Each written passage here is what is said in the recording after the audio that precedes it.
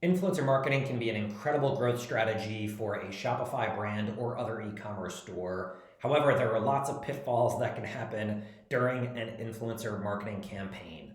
Influencers are everyday people who have a specific specialty with creating content and building an audience, but they're people, and things can happen that are not ideal if the right communication doesn't occur. So we're going to outline 5 different pitfalls and places where influencer marketing can kind of go sour and ways that you can prevent that. So first place where influencer marketing can go south is just during the normal outreach and communication to influencers. When you're doing outreach and you're finding influencers, things can typically fall off if you're not approaching the right ones. So you really want to make sure you have a clear strategy. And the number one thing to look out for at this stage is looking for influencers who authentically are a very good fit for your brand and they're truly excited about your product set. If you're just working with an influencer who is looking for compensation and they really don't care too much about your product or your product category, I do not move forward because there's too many places along the way where they can drop off if they're not excited. So you want to look for influencers who are authentically a very good match for your product set and they are stoked to work with your brand. That is super important, and if you get that dialed in, the rest of your influencer marketing campaign will be a whole lot smoother. Next up is mid-negotiation. While you're communicating with influencers and while you're negotiating, they can drop off for any reason.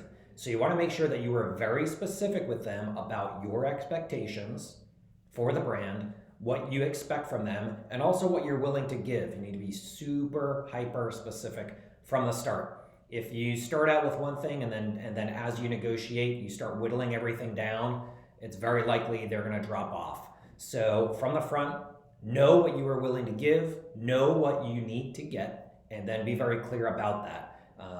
Otherwise, you might get influencers who are a little finicky, and if they're not happy with the negotiation, they will just ghost you. So you want to make sure that you are very clear from the start and also very respectful of their time because influencers, they understand their worth. They understand that they can create amazing content. They understand what they can do for a business. So it's important that you respect their time and are being very clear during that negotiation process. Third place where things can drop off is once you send product to influencers. So if you send products to influencers, but the products aren't great, the likelihood of them wanting to promote it at that point drops off a lot.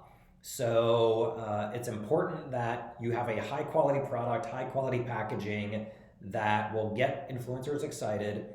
And also at this stage, some things that can really help include a handwritten thank you note, really just showing your appreciation to the influencer ahead of time and talking about how much it means to the brand for that influencer to be taking a part of that marketing campaign. And if you can include some bonuses, this is a great place to include maybe some ancillary products, or if you know the influencer likes a certain type of product, even if it's not within your brand, maybe send them something else just to get them excited and really get them stoked to promote your business. The fourth place where influencer content and marketing can really drop off is during that content creation and editing phase. Once again, this is where you need to be hyper clear of expectations. Ideally, along the entire way, you are communicating very frequently between contact and negotiation, and when products being sent, you're telling them time and time again in different ways exactly what you're looking for at every step. You need to remind influencers time and time again exactly what you need so there is no room for error and so there is no gray area. If there are places where you want them to be flexible with a script or flexible with the type of content they create, that's awesome. But if there are certain things you need, make sure you are tying that to their compensation and you are saying that the requirements for the campaign are that, whatever it is, maybe they need to create X amount of reels or they have to say certain things within the content. Make sure that is very clear. You've said it time and time again. You've gotten written in different places, and you also are tying the compensation to that. And the last place where things can fall off is when they go to post content. So when the content has been created, it's edited, everybody is happy with it. Then moving to posting that content, you want to make sure that you are aligned on their content calendar and schedule, and that you have an agreed upon date or dates for them to post. You also want to have an agreed upon placement they're going to post to, or placements, and you want to know what their frequency is going to look like. You want to know what sort of copy they're going to have. You want to know if the post is going to be evergreen or just a one-time, maybe it sets for 24 hours, or if it's going to live on their profile for a year or more. So all this stuff is part of the expectations at the beginning. It comes down to clear communication, and you need to align on this stuff, because otherwise things can get very wonky very quickly if you've done all the right work and then an influencer goes to create content and then you're expecting it next week and they say, no, we're going to post it in 3 months. That's not okay. So you want to make sure you have everything super clear from the beginning. That's your job as a marketer, get that dialed in.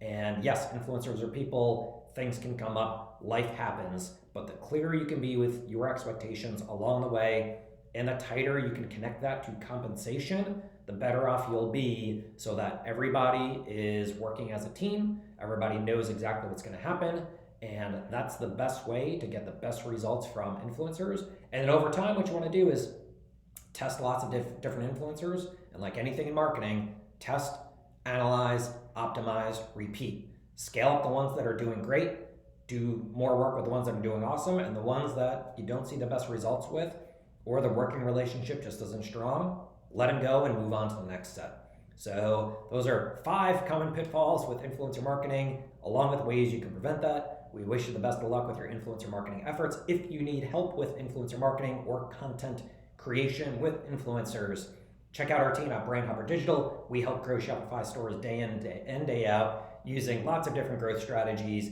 influencer marketing, content creators, creating content that we can then spin off into Facebook ads. We run lots of Google ads, email marketing, SMS, Shopify design development, all the most important strategies to grow a Shopify store. If you need help growing your Shopify business, hit up our team. We'd love to have a consult and see if we are all a great fit to work together. And then we'll move to setting expectations so that we are aligned as well.